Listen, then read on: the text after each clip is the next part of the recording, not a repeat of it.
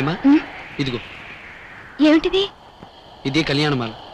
మన పెళ్లికి ఆమోదం తెలిపిన ఆ సముద్రుడి సాక్షిగా నా పంచప్రాణాలు ఇందులో పెట్టి నీ మెళ్ళో వేస్తున్నాను. ఇది ఎప్పుడు నీ మెళ్ళోనే ఉండాలి. ఉంటుంది కదా? నా ప్రాణం ఉన్నంత వరకు ఇది నన్ను అంటి పెట్టుకునే ఉంటుంది. హేమా ఆగు. ఎక్కడి నుంచి వస్తున్నావు? మాట్లాడమే. ఇన్నాళ్ళ నుంచి నేను సంపాదించుకున్న పరువు ప్రతిష్టలను నాశనం చేయడానికి నా కడుపున పుట్టింది. నేను బాలుని ప్రేమిస్తున్నాను. ఎలిమెంటరీ స్కూల్ కుర్రాడు ఒకటో కోపగించినట్టు పదే పదే ఆ మాట నాతో అన్నావంటే. మార్కండేయులు గారు, మీరే ఇంత షేక్ అయిపోతే అమ్మాయి ఎంత వీక్ అయిపోతుందండి. Please cool down your self, cool down. Warden గారు, ఇక నుంచి మా అమ్మాయికి ఇది హాస్టల్ కాదు, బందికాన. ఈవేళ వెళ్ళి వెంటనే పెళ్లి ఏర్పాటు చేస్తాను. ఏమిటి ఏమిటి ఏమని అంటున్నది? అవును బాలు, బీచ్ నుంచి రాగానే మా నాన్నగారు ఇక్కడ ఉన్నారు. నన్ను బయటికి వెళ్ళకుండా కాపలా పెట్టారు. వెంటనే నా పెళ్లి చేయడానికి ఏర్పాట్లు చేసేస్తున్నారు. అలాగా? అయితే అయితే అంతకంటే ముందు అక్కడి నుంచి నేను తీసుకువెళ్ళిపోతా. మన ఇద్దరం ఎక్కడికైనా పారిపోయి పెళ్లి చేసుకుందాం. చూడు, ఇప్పుడు సరిగ్గా 7 అయింది. ఈ రాత్రి 11 గంటలకు వస్తాను. నువ్వు రెడీగా ఉండు.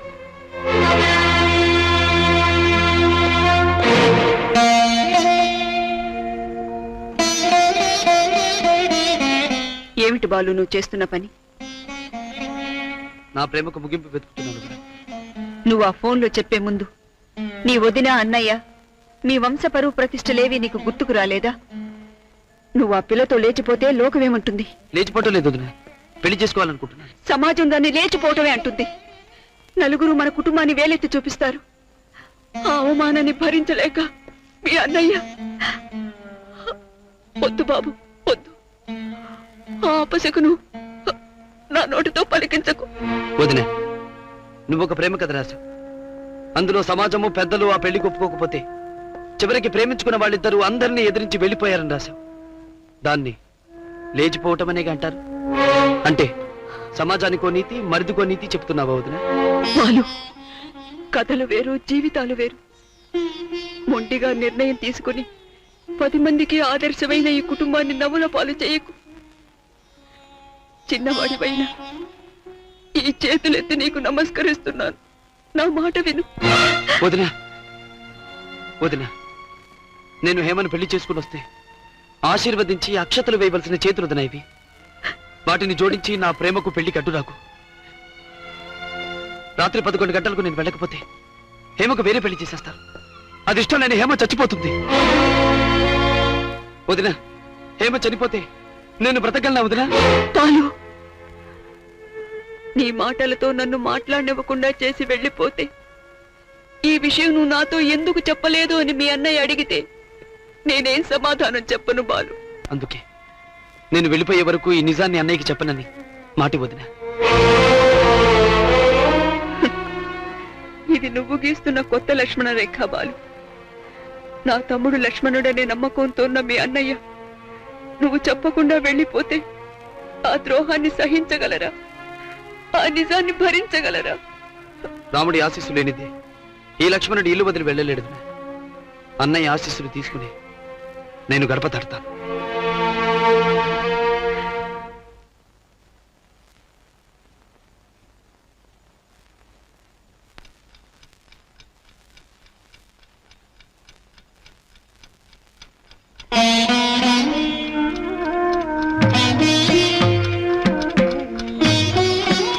మీ అన్నయ్య ఆశీస్సులు తీసుకోకుండా నువ్వెలా వెళ్తావు బాలు? రాముడి ఆశీస్సులు తీసుకుని ఈ లక్ష్మణుడు గడప తడతాడు.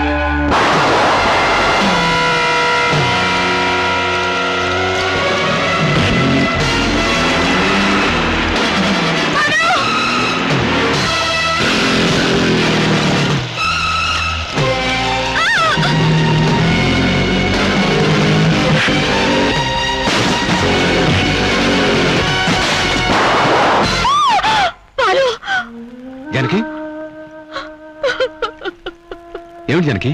ఏమైంది? మన బాలు బాలు హేమను తీసుకుని వెళ్ళిపోవడానికి హాస్టల్కి వెళ్ళాడండి.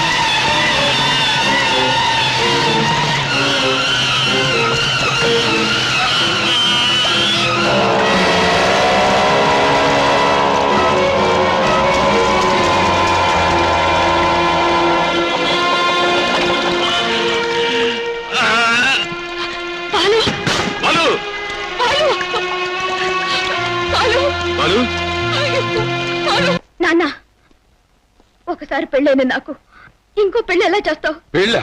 ఎప్పుడు చేసుకున్నావా? ఎక్కడ చేసుకున్నావు? ఇదిగో, వేద మంత్రాలు చదవకపోయినా, మంగళవాద్యాలు మ్రోగకపోయినా ఈ కళ్యాణమాల త్రికరణ శుద్ధిగా బాలు నా మెళ్ళలో వేశాడు. మానసికంగా నేను అతని భార్యనే. ఓహో, నీ దృష్టిలో ఇది మంగళ సూత్రం అన్నమాట. మరీ మంచిది. చావు బతుకుల మధ్య ఊగిసలాడుతున్న బాలుగాడు శాశ్వతంగా కన్ను మూయడానికి దీన్ని తెంపేస్తున్నా.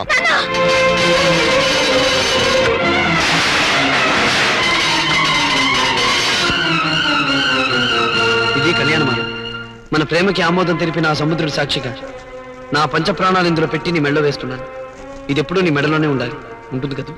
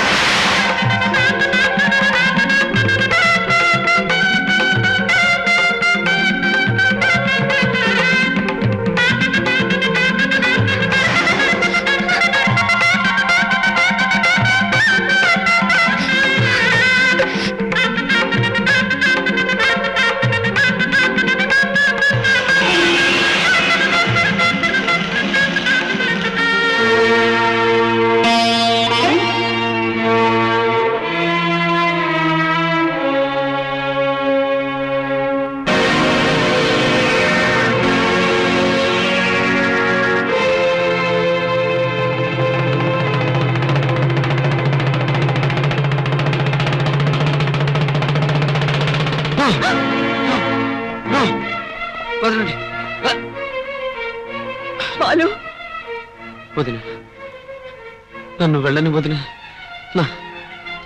నా హేమను కాపాడుకోవాలి వదిన. నా హేమను కాపాడుకోవాలి. Doctor, please please do something. నా తమ్ముడిని సేవ్ చేయండి. అతను చాలా ఉద్రేకంలో ఉన్నాడు సీతారాం గారు. మొత్తం మంది ఇస్తే తప్ప అతను కంట్రోల్ చేయలేం. ఇదిగో ఈ మెడిసిన్ అతని చేత తాగించండి. బాలు, బాలు, మొండితనం చేయకు. ఈ మందు తాగు. ఈ మందు తాగి నేను బ్రతకాలంటే వెళ్ళి హేమను తీసుకురా అన్నయ్య. హేమ చేత్తో ఇస్తేనే ఈ మందు తాగుతాను. తీసుకొస్తాను బాలు. నే వెళ్ళి హేమను వెంటనే తీసుకొస్తాను.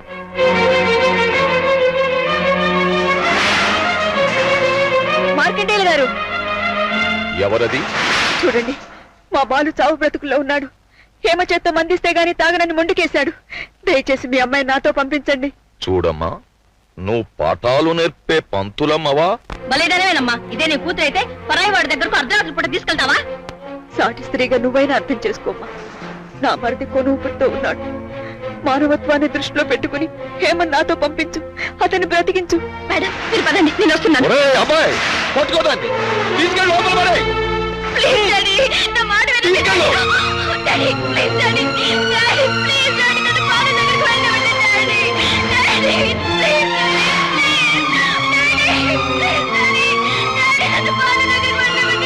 మార్కండేయులు గారు, నా మాట వినండి. బాలుకు వదినగా కాదు, మీ అమ్మాయికి గురువుగా గురుదక్షిణ తీర్చడానికైనా హేమన్ నాతో పంపండి. పంపుతాను, నీ గురుదక్షిణ తీరుస్తాను. కానీ ఇప్పుడు కాదు. నీ మరిది చచ్చాక వాడి శవాన్ని చూడ్డానికి తీసుకొస్తాను. వెళ్ళి వాడి చావు కబురు పంపించు. మార్కండేయులు, 10 మందికి పాఠాలు చెప్పే పండితుల వాకు విలువగలదైతే ఆ నోటుతోనే చెప్తున్నాను. నా మరిదికి ఏదైనా జరిగితే నువ్వు నీ కుటుంబం సర్వం నాశనం అయిపోతావు.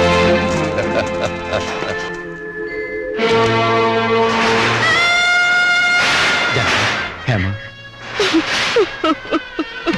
జానకి, బాలు, నీ ప్రాణాలు పోతున్నాయని తెలిసి కూడా నీ కోసం రాలేని హేమ కోసం నువ్వు ప్రాణాలు పోగొట్టుకుంటావా? నా మాట విని ఇంజెక్షన్ వేసుకుని మంత్రాకు. వస్తుంది నేనా, నా కోసం హేమ తప్పకుండా వస్తుంది.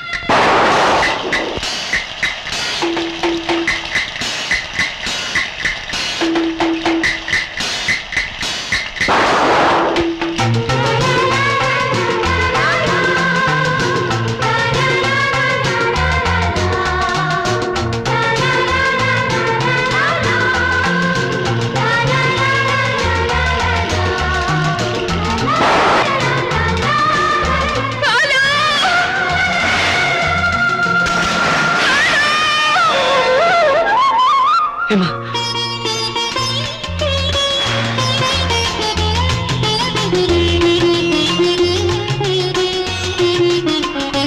బాలు,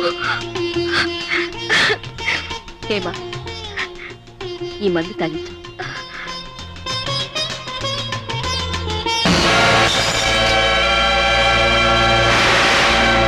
సీతారాం, మైనారిటీ తీరన్న కూతుర్ని మాయ చేసి మోసం చేసి నీ తమ్ముడికిచ్చి పెళ్లి చేయాలని చూస్తున్నావు. ఇలాంటి తప్పుడు ప్రయత్నం మరోసారి చేస్తే నీ మొత్తం కుటుంబాన్ని జైలుకు పంపిస్తాను. జాగ్రత్త. రా.